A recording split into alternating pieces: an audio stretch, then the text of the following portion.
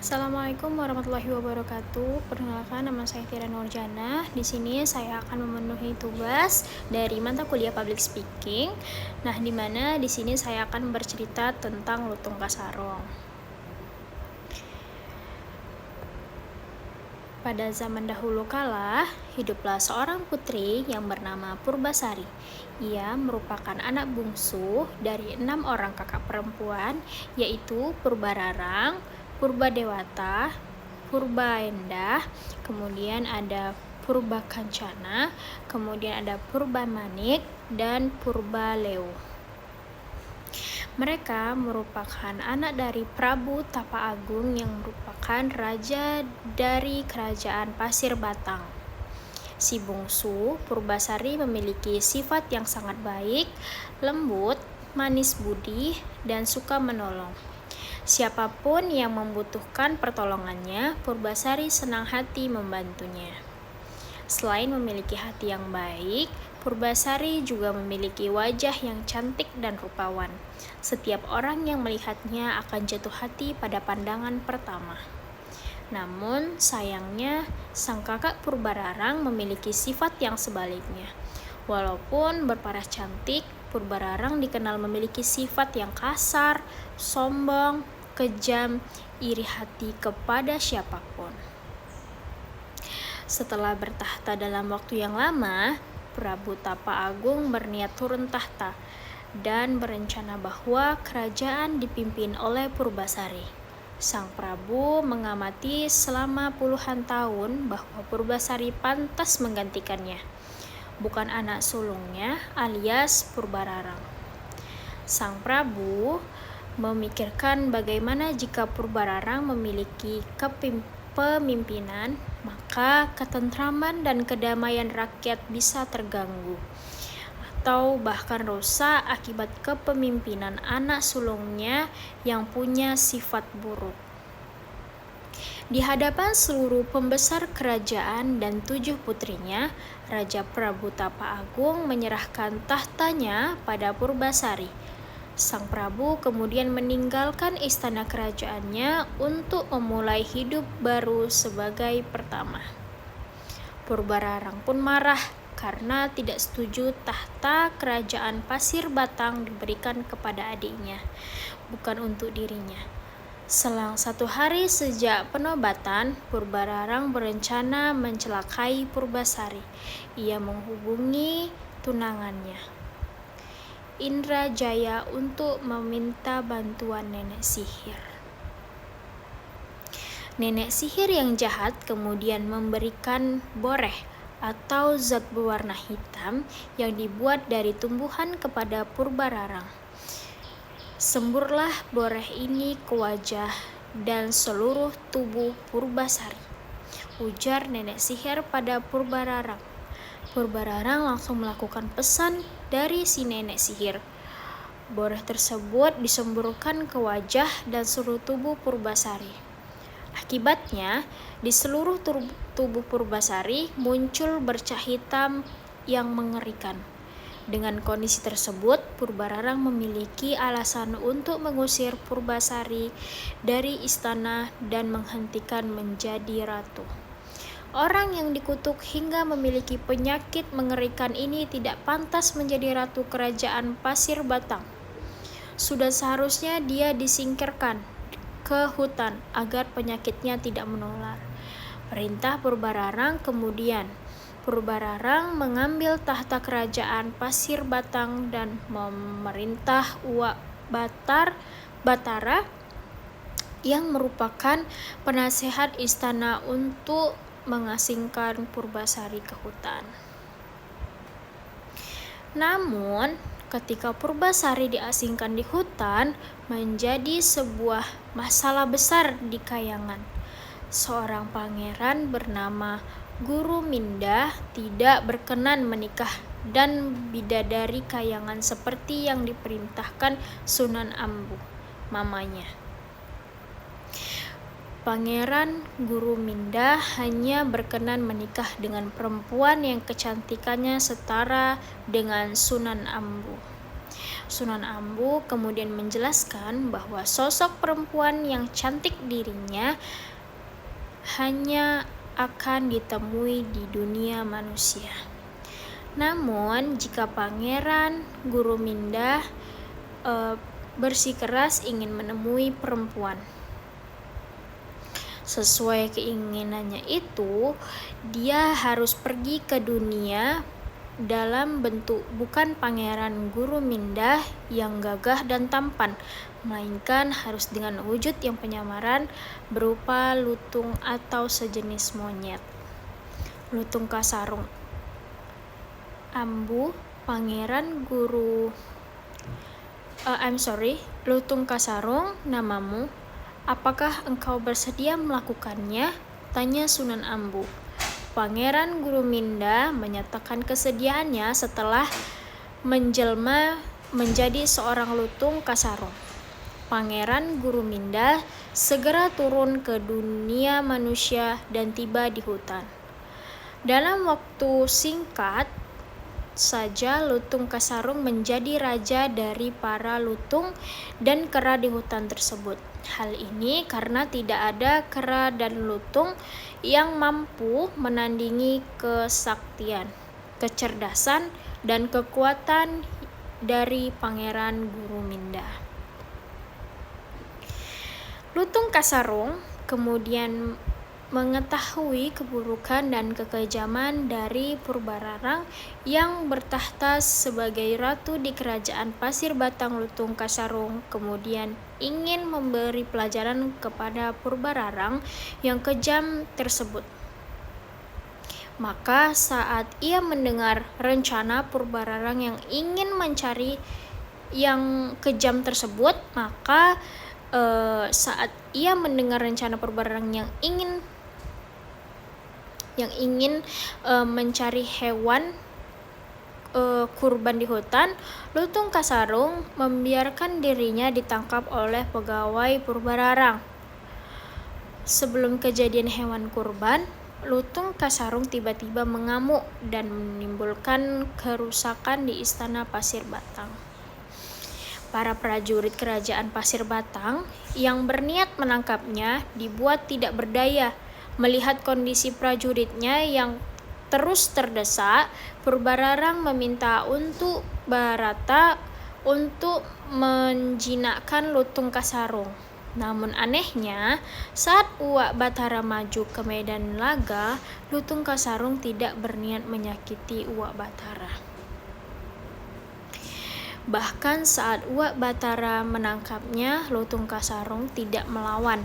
Purbararang segera meminta Uwak Batara membuat Lutung Kasarung ke hutan di mana Purbasari diasingkan. Purbararang berharap agar Purbasari tewas dimakan Lutung Kasarung yang dianggapnya sebagai hewan buas. Uwak Batara kemudian membawa Lutung Kasarung ke hutan di mana Purbasari diasingkan. Namun, ia yakin bahwa Lutung Kasarung bukanlah hewan biasa. Oleh karena itu, Uwak Batara memberikan pesan kepada Lutung Kasarung saat bertemu Purbasari, "Lutung, putri yang kamu temui adalah putri dari Prabu Tapa Agung. Ia adalah putri yang baik hati dan seharusnya menjadi ratu kerajaan Pasir Batang. Hanya karena kekuasaan jahatlah dia diasingkan dan disingkirkan ke hutan ini. Oleh karena itu, hendaklah engkau menjaga junjungan kami ini," ujar Uwak Batara. Lutung Kasarung menganggukkan kepala tanda mengerti. Maka saat itu Lutung Kasarung menjadi penjaga yang juga sekaligus menjadi sahabat dekat Purbasari. Kehidupan Lutung Kasarung membuat kesedihan Purbasari perlahan sirna dan mendapatkan sahabat yang menghibur dan melindungi untuk memenuhi kehidupan sehari-hari.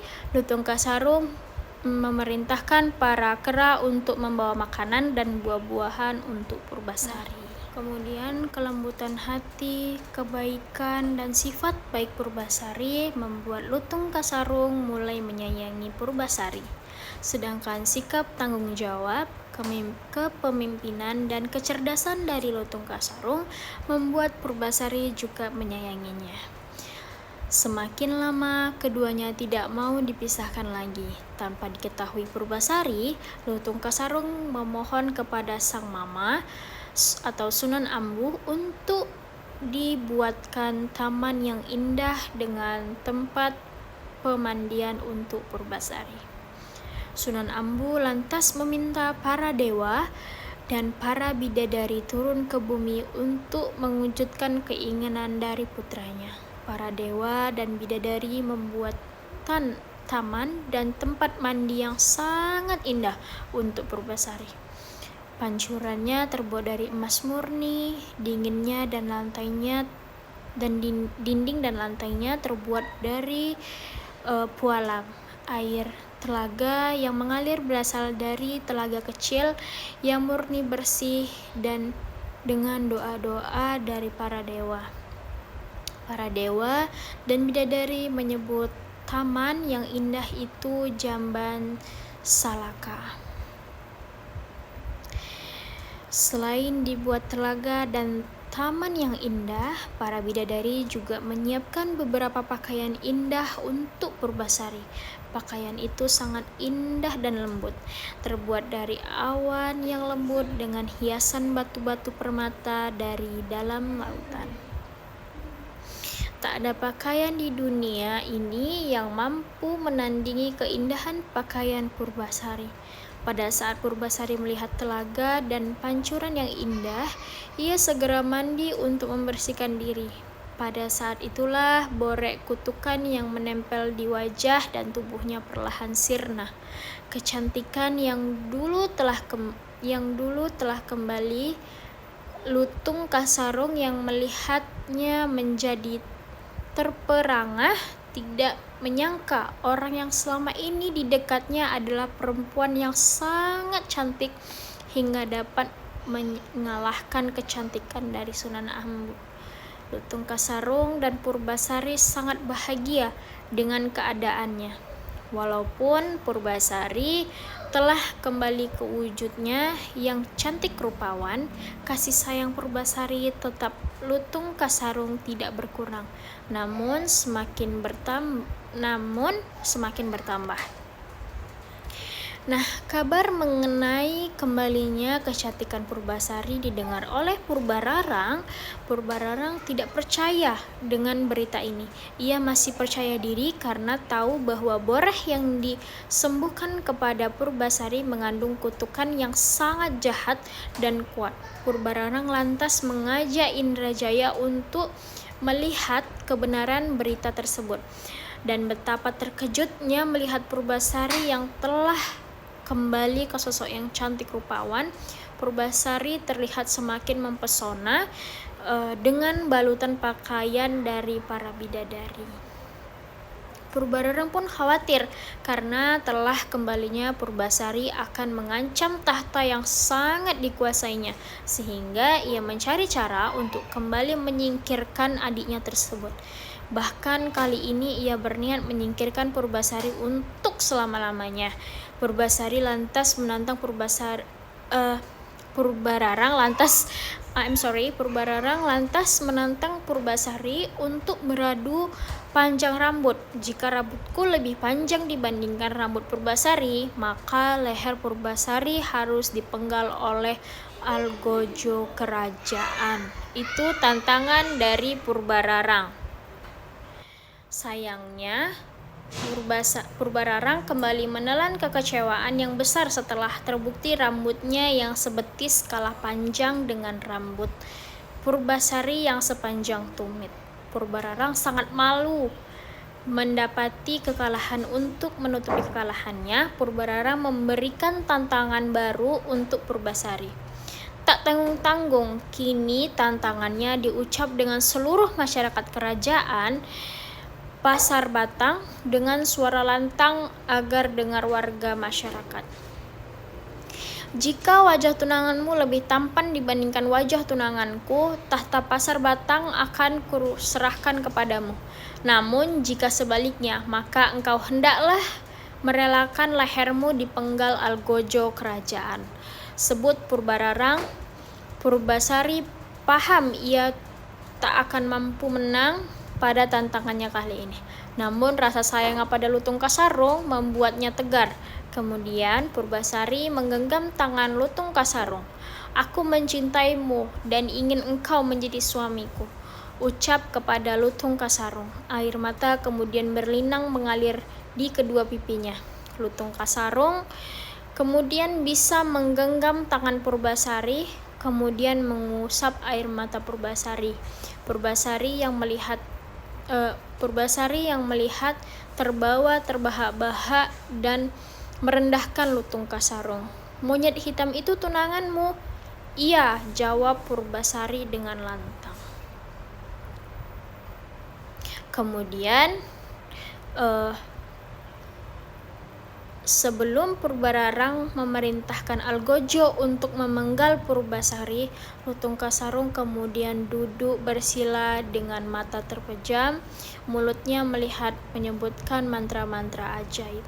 Tiba-tiba asap tebal menyelimuti tubuh Lutung Kasarung. Tak dalam waktu yang lama, asap tebal tersebut menghilang. Sosok Lutung Kasarung dengan wajahnya yang seperti sejenis monyet itu menghilang seiring perginya asap pekat. Dan muncul sosok Pangeran Guruminda yang tampan dan gagah. Terkejutlah semua warga yang hadir di tempat itu mendapati keajaiban yang luar biasa tersebut. Betapa tampannya Pangeran Guruminda, bahkan sangat jauh melebihi ketampanan Indrajaya tunangan dari Purbararang. Pangeran Guruminda lantas mengumumkan bahwa Ratu Kerajaan Pasir Batang yang sementara adalah Purbasari, Purbararang, telah mengalami kekalahan dari tantangan yang dibuat sendiri. Dalam kondisi seperti itu, Purbararang tidak dapat menyangkal dan mau tidak mau mengakui kekalahannya. Namun, tidak ada lagi yang dapat ia lakukan selain menyerahkan tahta kerajaan Pasir Batang kepada adiknya Purbasari. Karena merasa kalah, Purbararang pun memohon ampun atas kejahatan yang telah dilakukannya bersama Indrajaya. Karena memiliki hati yang baik, Purbasari memaafkan kesalahan kakak sulungnya tersebut. Sejak saat itu, Purbasari kembali bertahta sebagai ratu. Semua rakyat sangat gembira menyambut ratu yang baru dan sekaligus terlepas dari belenggu pemerintahan Purbararang yang jahat.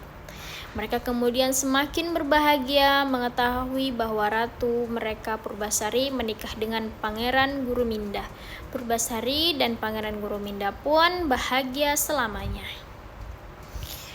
Nah, pesan moralnya di sini, kebenaran dan kebaikan dapat mengalahkan kejahatan. Orang yang melakukan kebenaran pada akhirnya akan keluar sebagai pemenang. Terima kasih.